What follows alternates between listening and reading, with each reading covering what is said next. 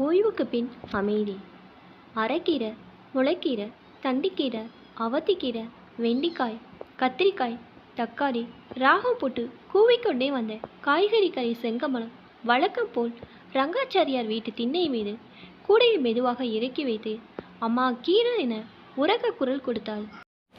மூக்க கண்ணாடி சற்று சரிந்து கீழே இறங்கி இருக்க கண்களை மேலே உயர்த்தி பார்த்து கொண்டே வாசலுக்கு வந்தார் ரங்காச்சாரியார். இந்தாங்கய்யா கட்டு 20 ரூபாய் என்றவாறே அரைக்கீரை கட்டு ஒன்றை எடுத்து நீட்டினார் செங்கமலம். கட்டு ஒன்று 10 ரூபாயா? ஐயா, இந்த கிண்டல் தானா வேணாங்கிறது? ஒரு கட்டு 20 ரூபா. சீக்கிரம் துட்ட குடியா, வெயில் ஏறிக்கிட்டே போகுது.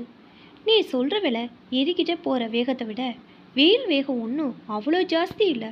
தினமும் ஒரு 10 நிமிடங்களாவது செங்கமலத்திற்கும் ரங்காச்சாரியாருக்கும் காய்கறி பேரம் நடக்கும். பாதிக்கு பாதி குறைத்து கேட்பார்.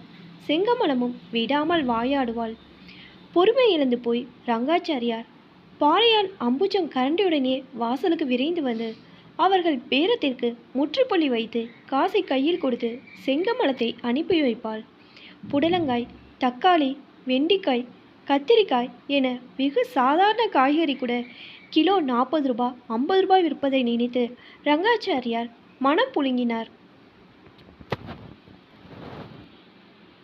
இந்த கீரை கெட்ட கேட்டுக்கு ஒரு கட்டு 20 ரூபாயாம், வாழைக்காய் ஒன்று 10 ரூபாயாம். நினைத்து உருகினார்.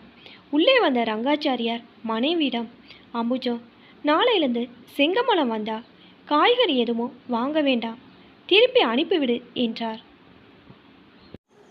அம்புஜம் ஆச்சரியமுட்டாள்.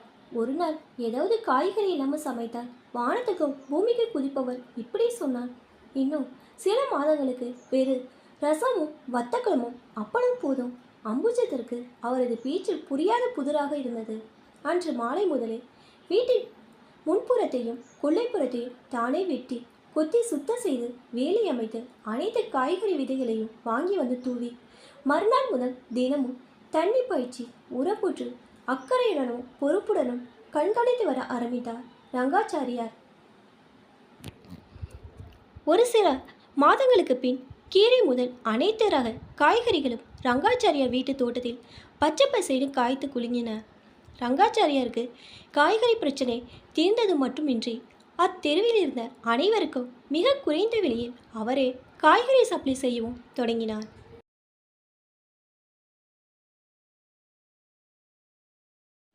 ஓய்வு பெற்றதும் வாழ்க்கையை சூனியமாக போய்விட்டார் போல் ஒருவித தாழ்வு மனப்பான்மை ஏற்படுத்தி கொண்டு எந்திரத்தனமாய் நாட்களை தள்ளிக்கொண்டு மனைவி முதல் வீட்டில் உள்ள பிற நபர்கள் மீது காரணமின்றி எரிந்து விழுந்து கொண்டு மனவியாதியையும் வழிய வரவழைத்துக் கொள்பவர்களை நினைத்து ரங்காச்சாரியார் பரிதாபம் கொண்டார்.